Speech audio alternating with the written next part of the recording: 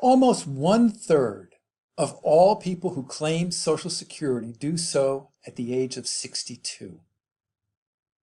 This may cost you tens of thousands, potentially hundreds of thousands of dollars in your household lifetime income for claiming at this age. In this video, I will share with you how to avoid some of the common pitfalls, when to apply, and why it's so important to consider filing at least until full retirement age, if not until age 70. Hi, my name is Mark Singer, founder of Your Retirement Authority and president of Safe Harbor Retirement Planning. For timely, up-to-date information about how to maximize your retirement income, subscribe to my YouTube channel and click on the notifications bell to be alerted as to when we post new videos.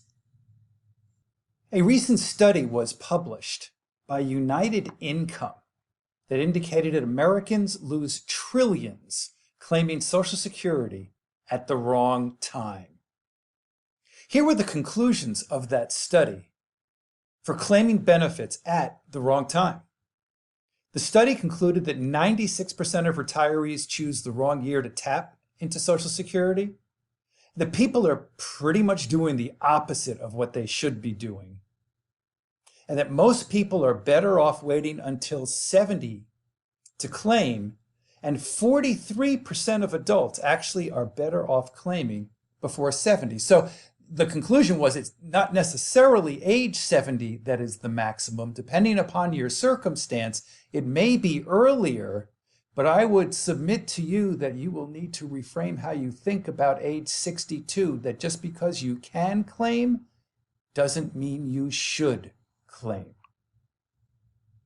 As you can see here, the big takeaway was by claiming at the right time, more than half of retirees would see income in their 70s and 80s rose by more than 25%, again, when claiming at the right time.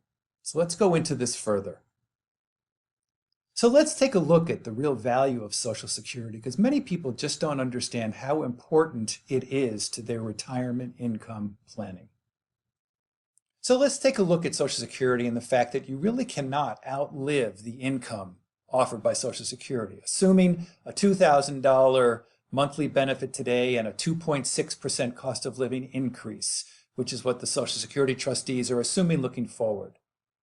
If you live 10 years, you'll get over $300,000. If you live 20 years, you'll get over $600,000. And if you live 30 years, you'll get $1.1 million.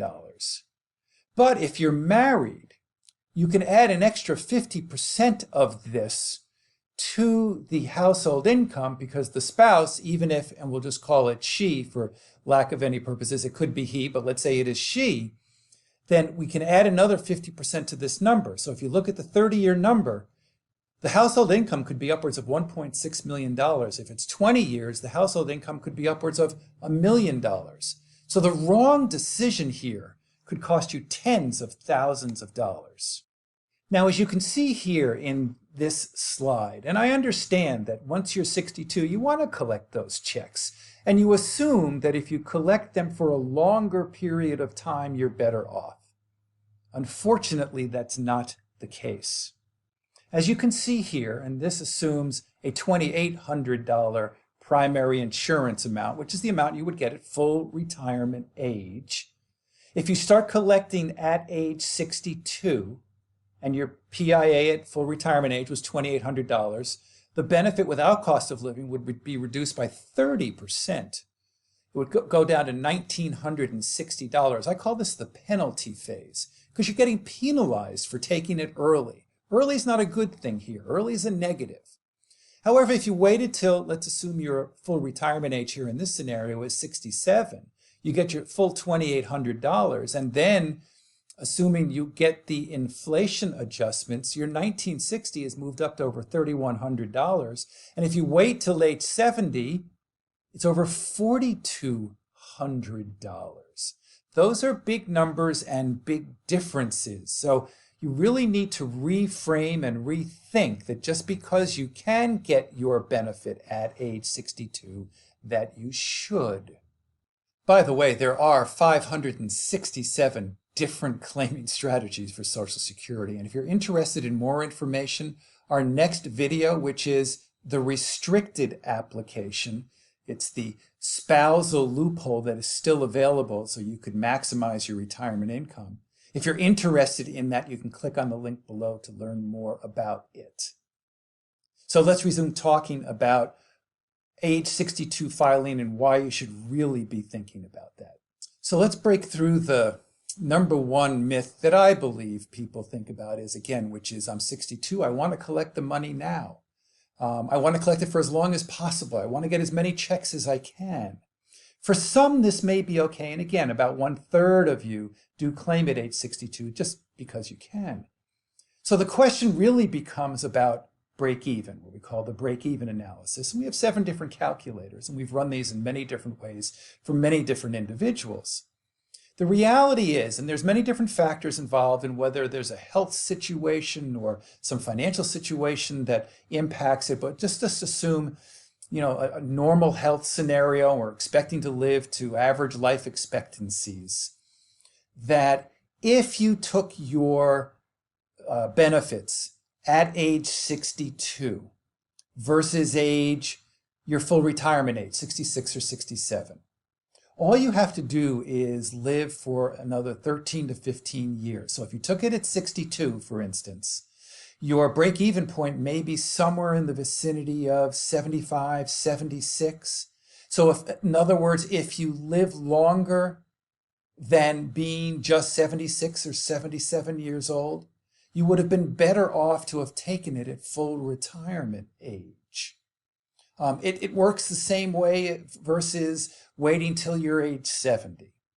So it's really important to understand that if you do expect to have a normal life expectancy, and gee, if you even live longer than that, you're much better off to reframe how you think about this, that you may be collecting more checks earlier, but you're going to be collecting them at a lower rate later, as the chart indicated. We're going to have much more money available to us in our late 70s and 80s if we wait till at least full retirement, if not age 70, than starting at age 62. Now, I want to share with you another recent study that came out from Nationwide that talked about the value of an advisor. Now, as you can see with this study, as we move to the next slide, the good news working with an advisor, you receive, this was a study done by Nationwide, that those who do work with advisors receive almost 15% more in benefits than those who did not. That being less likely to draw benefits before full retirement age was important. So working with the advisor who was specializing in Social Security was able to guide that particular client to, in most times, stay away from filing at age 62.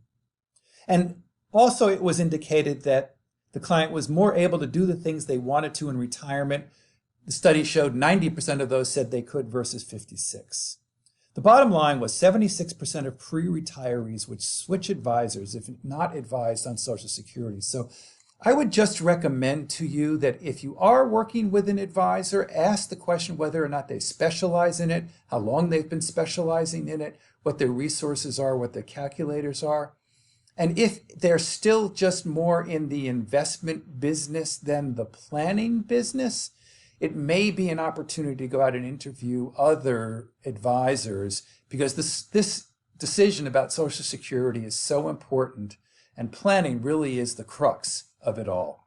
If you're confused about any of the 567 different strategies available, and you're interested in finding out how to maximize your retirement income and develop your own personalized retirement income plan, click on the link below to become my client.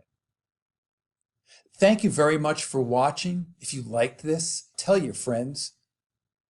And thank you again, and here's hoping that you truly enjoy the retirement journey.